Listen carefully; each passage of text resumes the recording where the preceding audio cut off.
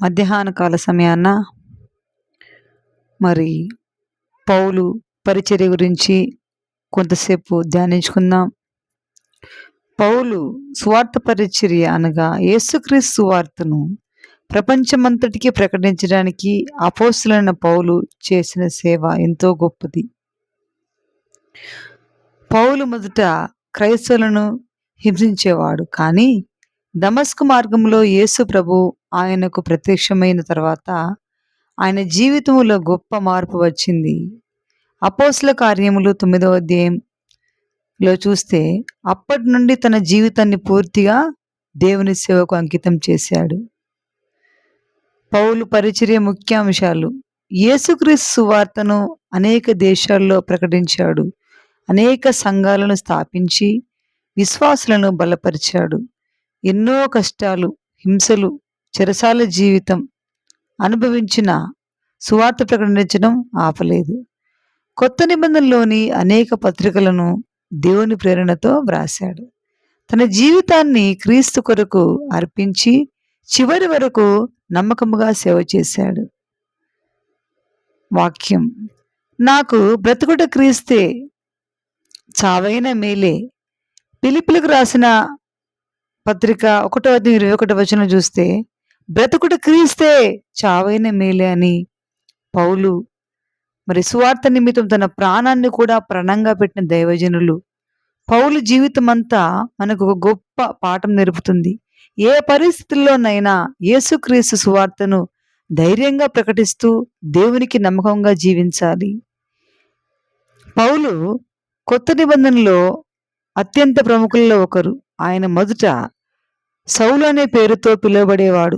సౌలు యేసుక్రీస్తుని నమ్మిన వారిని హింసించేవాడు, కానీ దేవుని ప్రణాళిక ప్రకారం ఆయన జీవితంలో గొప్ప మార్పు వచ్చింది.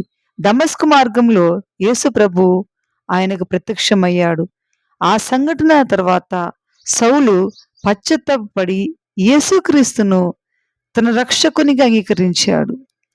తర్వాత ఆయన పౌలుగా ప్రసిద్ధి చెంది తన జీవితం అంతా సువార్త ప్రకటించడానికి అంకితం చేశాడు. అపోస్తుల కార్యములు 9వ అధ్యాయంలో పౌలు మారుమనసు పొందిన విషయం వివరించబడింది. దమస్కు వెళ్తున్నప్పుడు ఆకాశము నుండి ప్రకాశవంతమైన వెలుగు ఆయనను చుట్టుముట్టింది. యేసు ఆయనతో మాట్లాడుతూ, సౌలా సౌలా, నన్నెందుకు హింసించున్నావు అని అడిగాడు. ఈ సంఘటనతో పౌలు జీవితం అంతా మారిపోయింది. దేవుడు ఆయనను అన్యజనులకు సువార్త ప్రకటించడానికి ప్రత్యేకంగా ఎన్నుకున్నాడు. పౌలు అనేక దేశాలకు వెళ్ళి యేసుక్రీస్తు సువార్తను ప్రకటించాడు.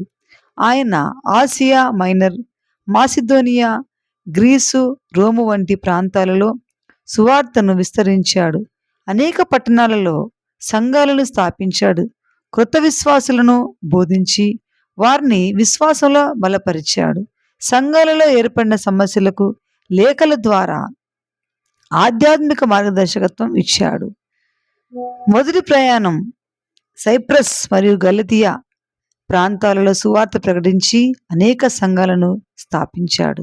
రెండవ ప్రయాణం ఫిలిప్పి, తెసలోనిక, బెరయ, కొరింతు వంటి పట్టణాల్లో సువార్త ప్రకటించాడు.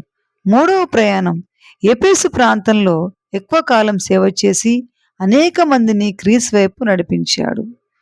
పౌలు ఎదుర్కొన్న కష్టాలు: పౌలు పరిచర్యలో ఎన్నో బాధలను అనుభవించాడు. కొరడాలతో కొట్టబడ్డాడు, రాళ్లతో కొట్టబడ్డాడు, అనేక సార్లు చెరసల్లో బంధించబడ్డాడు, సముద్ర ప్రమాదాలను ఎదుర్కొన్నాడు, ఆకలి దప్పిక, నిద్రలేని రాత్రులు అనుభవించాడు. అయినప్పటికీ సువార్త ప్రకటించడం ఆపలేదు. పౌలు చెరసల్లో ఉన్నప్పటికీ దేవుని సేవను కొనసాగించాడు. ఫిలిప్పీలో చెరసల్లో ఉండగా అర్ధరాత్రి దేవుని స్తుతిస్తూ పాటలు పాడాడు. దేవుడు భూకంపం ద్వారా చెరసల తలుపులు తెరిచాడు. ఆ సంఘటన వల్ల చెరసల అధికారి మరియు అతని కుటుంబం యేసును విశ్వసించారు. తర్వాత రోములో గృహ నిర్బంధంలో ఉన్నప్పుడు కూడా ఆయనను కలవడానికి వచ్చిన వారికి సువార్తను ప్రకటించాడు. మరి ఈ యొక్క మధ్యాహ్న కాల వేళ పౌలు మరి తన పరిచర్ని గురించి మరి ధ్యానించినప్పుడు ఆ సందర్భాలు, ఆ యొక్క పౌలు చేసిన పరిచర్యను ధ్యానిస్తే చాలా ఎంతో మనకు ఆదర్శంగా ఉంటాడు. చివరికి అతడు జీవితంలో ఏది మిగిల్చుకోలేదు, కానీ అద్దె ఇంట్లో ఉండి సువార్తను ప్రకటించాడు. గొప్ప దైవజనుడు.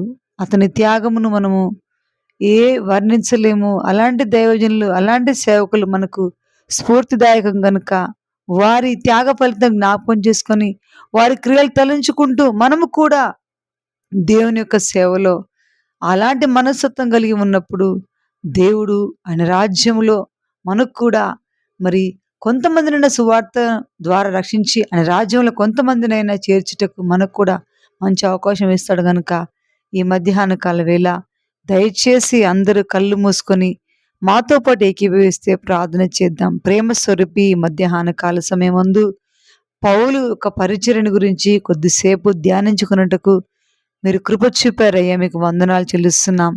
అవును తండ్రి, పౌలు ప్రభువా సౌలుగా ఉన్నప్పుడు ప్రభు రక్షణ పొందిన వారిని ఎంతో మందిని ఆయన భయంకరంగా దేవా హింసించినట్టు వాక్యం తెలియపరుస్తుంది.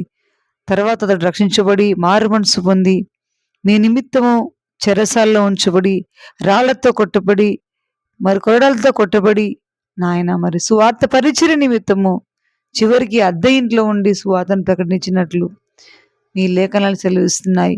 చెరసాల్లో ఉండి సంఖ్యలతో ఉండి పాటలు పాడుతూ నా తండ్రి ప్రార్థించినప్పుడు సంఖ్యలు తెగిపోయాయని మీ వాక్యం సెలవిస్తుంది. మేము కూడా ప్రభా పౌలు వలె ఆయన యథార్థ మనసు కలిగి ప్రభా సువార్త ప్రకటించే విషయంలో కానీ ప్రభా పరిచర్య చేసే విషయంలో కానీ నమ్మకస్తులుగా పనిచేయటకు మీ కృపను సహాయం చేయమని యేసుక్రీస్తు నామాన ప్రార్థిస్తున్నాం తండ్రి. ఆమేన్.